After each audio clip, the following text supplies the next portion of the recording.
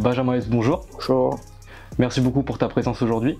Aujourd'hui, on va parler un peu de toi, un peu de ton actualité, de ton projet aussi. Ouais.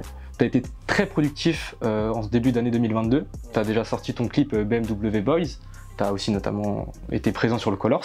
Ouais. Et du coup, tu as sorti aujourd'hui ton EP composé de 8 titres. Est-ce que déjà tu as eu des petits retours par rapport à ce projet? Ouais, j'ai eu plein de retours de mes proches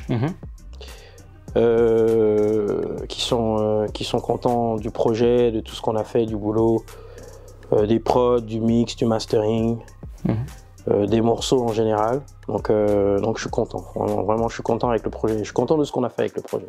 Ok, bah super. Ton projet du coup s'appelle Vous êtes pas content triplé. Ouais. C'est forcément une référence à Kylian Mbappé. Ouais. Mais pourquoi le mot triplé par rapport à ce projet? Un triplé parce que c'est le 3e projet. On a sorti un premier projet en décembre dernier qui s'appelle décembre 2020 qui s'appelait Le Futur. On a sorti un projet en collab avec le chroniqueur Sal le 23 avril dernier qui s'appelait Fantôme avec chauffeur. Et ça, c'était le 3e EP, d'où le mot triplé qui est aussi une référence à Kylian. D'accord. Et du coup, c'est quoi l'idée et l'envie derrière ce projet particulier? Bah, l'idée, c'était continuer le travail qu'on avait amorcé avec le 2e EP. Toujours avec cette volonté-là de m'installer, tu vois. De marquer mon territoire, d'aller chercher des gens. Et je pense que dans quelques semaines, on aura le verdict, tu vois. On pourra voir est-ce que le travail qu'on a amorcé a vraiment porté ses fruits. Ok. Tu travailles, tu as annoncé officiellement que tu travailles sur un album. On sait que pour toi, le format album, c'est vraiment quelque chose de très précieux, on va dire, tu sacralises un peu ce format-là. Qu'est-ce qui fait qu'aujourd'hui, tu es plus prêt à travailler sur un album plutôt que l'année dernière, par exemple? Bah écoute, il y a du temps qui a passé entre temps, de nouvelles expériences aussi. J'ai eu un fils entre temps, merci. Il y a plein de choses sont arrivées dans ma vie, plein de choses incroyables. J'ai monté mon label, j'ai aussi monté mon label d'édition, publishing.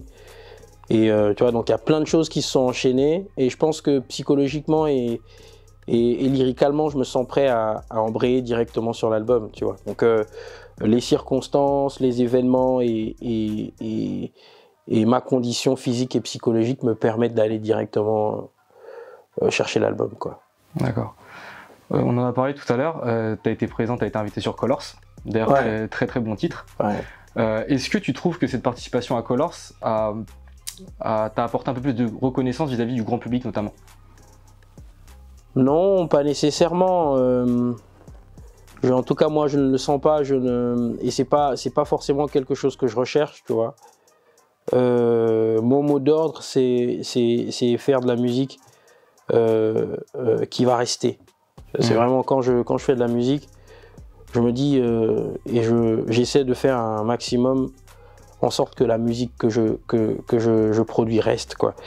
Donc, je ne ressens pas forcément, en tout cas pas maintenant. Je me dis toujours qu'il faut un peu de temps pour, tu vois, il faut des mois, des semaines pour pouvoir avoir le recul suffisant pour voir exactement si ce qu'on a fait a été productif et est-ce que les gens l'ont bien reçu. Donc j'espère que je pourrai m'en rendre compte très vite, mais déjà mes proches, même des gens que je connais pas m'ont félicité pour le Colors, donc je suis vraiment content par rapport à ça déjà. Tu l'exprimes toi-même, pour toi le rap c'est comme un sport, tu as vraiment cet aspect de compétiteur qui reste très sain, c'est un peu un jeu qui est pris au sérieux. Du coup, est-ce que toi quand tu rappes finalement, tu t'amuses? Mais c'est ça, c'est totalement ça, tu vois.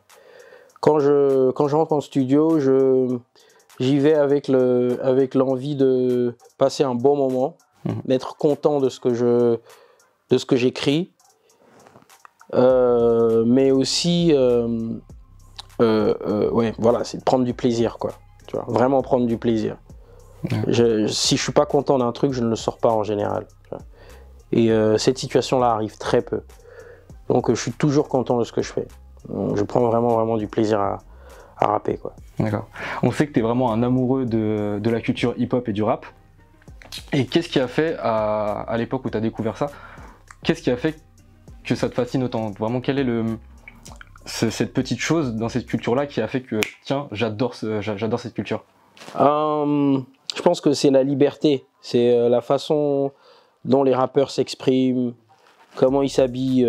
À l'époque déjà, comment ils s'habillaient, c'était différent du reste de la société. Tu vois, il y avait un truc hyper marqué voilà, dans l'expression, une certaine liberté que d'autres pans de la société n'ont pas, tu vois. Et je crois que c'est ça qui m'a vraiment qui m'a plu avec la culture. C'est un ensemble de facteurs en fait. D'accord. Tu disais juste avant comme quoi tu t'amusais quand tu rappais. Du coup, est-ce que c'est pas difficile pour toi d'attendre pour sortir des sons? Est-ce que tu vois, on a tout le temps envie de s'amuser? Donc est-ce que pour toi c'est pas difficile justement d'avoir cette patience-là de sortir des sons et d'être un maximum qualitatif, disons? Bah, je pense que si on sort beaucoup de musique, à un moment on perd en qualité, tu vois. Comme je te disais tout à l'heure, le deuxième projet est sorti le 23 avril dernier. C'était il y a maintenant un peu plus de 8 mois, tu vois. En 8 mois, il y a plein de choses qui se sont passées. J'étais aussi dans mon... j'avais pour idée de sortir un autre projet en 2021. J'ai pas pu parce que pour des raisons de timing, tu vois, quand on sort un projet, il faut le préparer. Il faut préparer la sortie, il y a plein de choses qu'il faut faire en parallèle, tu vois. Et pour 8 titres, moi je pense que 8 mois, c'est pour un mec comme moi qui écrit beaucoup, c'est large, quoi. Tu vois. Mais je ne suis vraiment pas dans le game de me dire tous les ans je dois sortir un projet. Je prends mon temps et quand je sens que le moment est propice, je sors quelque chose.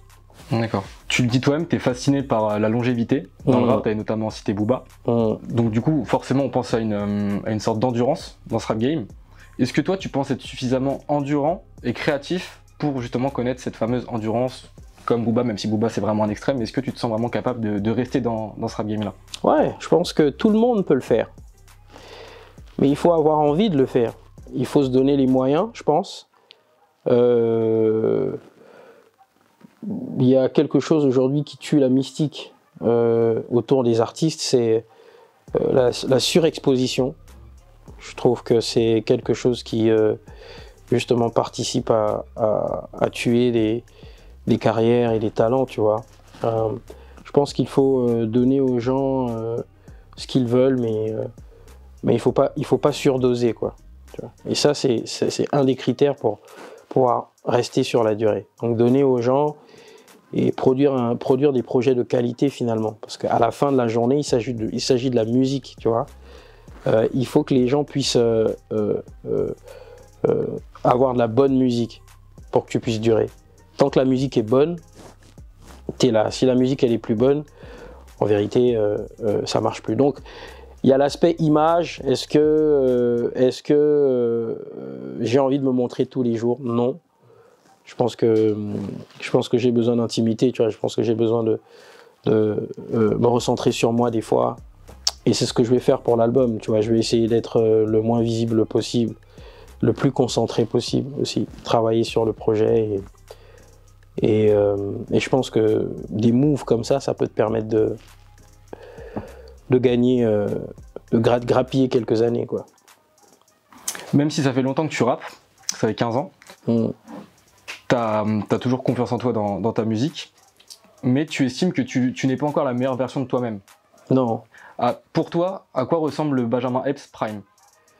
Bah, Benjamin Epps Prime, ce serait un artiste qui fait un album, un top album, quoi. Tu vois, un album qui met d'accord. Je sais que je peux pas mettre d'accord tout le monde, tu vois. C'est parce qu'on vit dans un monde où les gens sont jamais contents, c'est pas possible. Mais ce serait faire un album où même les gens qui aiment pas soient obligés de confesser la qualité de la qualité du projet, quoi. Tu vois. Et est-ce que tu sais comment on devient justement ce Benjamin Epps? En travaillant. En travaillant? Ouais. Il faut beaucoup écrire. Le problème je pense, de ma génération, des mecs comme mon âge et qui rappent dans cet espace temporel là, c'est qu'ils ont, je pense qu'ils ont un problème avec l'écriture. les mecs n'écrivent pas. Ou du moins, ils écrivent pas assez, tu vois. Parce que quand on écrit, on arrive à être beaucoup plus sélectif. Quand on n'écrit pas assez, en général, on fait avec ce qu'on a sous la main, quoi. On va parler un peu de ton projet maintenant. Donc ton projet est sorti ce matin à l'heure où on tourne cette vidéo. Ouais. On sent encore plus les influences new-yorkaises de Brooklyn, etc. Notamment sur un son comme Encore, où on t'entend même chanter. Ouais. Tu disais, pour l'interview du Code avec Mehdi Maizy, que tu faisais tout de A à Z, de la prod au mastering. Est-ce que c'est encore le cas pour ce projet? Non. Là, tu t'es entouré? Pour ce projet-là, ouais, j'ai décidé de m'entourer de gens qui m'aideraient à passer un cap, quoi, tu vois. Je pense qu'il n'y a pas la même concentration quand tu dois produire, écrire, enregistrer, mixer, masteriser. Là, tu te concentres seulement sur toi et... Exactement, et sur les lyrics, quoi. D'accord. Donc pour le format album, ça va être pareil, j'imagine? Ouais, pour le format album, je pense que je vais déléguer un peu. Parce que c'est à mon avis l'un des seuls moyens concrets qui peuvent me permettre d'être à mon maximum, quoi. D'accord. Alors on sait un peu ta case sur certains sons. Tu as cité plusieurs artistes, notamment Alpha One, Nekfeu, etc. Sur le son, vous n'êtes pas content, c'est pareil. D'ailleurs, le clip va sortir. Normalement, il sera sorti à l'heure à laquelle on va sortir cette vidéo. Ouais. Quand tu dis les rappeurs sont déclassés comme SCH, Jul et Naps. Par SCH, Jul et Naps. Les rappeurs sont déclassés par SCH, Jul et Naps. On a vu la référence évidente au titre DUC de Booba. Ouais. Mais est-ce que tu considères que le rap marseillais a pris un peu trop de poids et de notoriété dans ce rap game francophone? Ouais, totalement. Ouais. D'où la phrase SCH, Jul et Naps, tu vois, qui sont tous les trois originaires de Marseille. Et vous, comme moi, pouvons constater qu'à la radio, à la télé... Il y a un rap marseillais. Le rap marseillais a explosé, quoi. D'accord. Alors actuellement, tu tiens beaucoup à ton indépendance. C'est pour ça que tu as parlé d'ailleurs de ton label. On sait que c'est un label très familial. Est-ce que tu penses à des projets en particulier avec ce label ou ce sera juste ton label à toi pour te produire toi? Je pense que ce sera dans un premier temps mon label à moi pour me produire moi. Ouais. Je pense que c'est déjà suffisant, tu vois. Être un artiste, il faut bien s'organiser, il faut bien faire les choses. Tu vois, moi, à mon niveau d'indépendance, je trouve que je me débrouille très bien. On a réussi à scorer des affiches dans Paris, tu vois. Ça, c'est juste génial. Et de grandes affiches en plus, tu vois. On a réussi à entrer en radio pour un rap qui soi-disant ne parle pas à tout le monde, tu vois.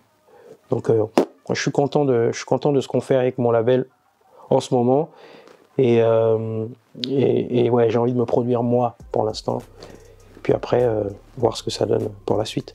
D'accord. Bah écoute, merci à toi Benjamin Epps d'avoir pris le temps de répondre à nos questions. On espère que nos auditeurs ont appris plus de choses sur toi. Ouais, j'espère aussi. On te souhaite énormément de réussite pour ce projet et pour la suite. Encore merci à toi. Merci à vous les gars.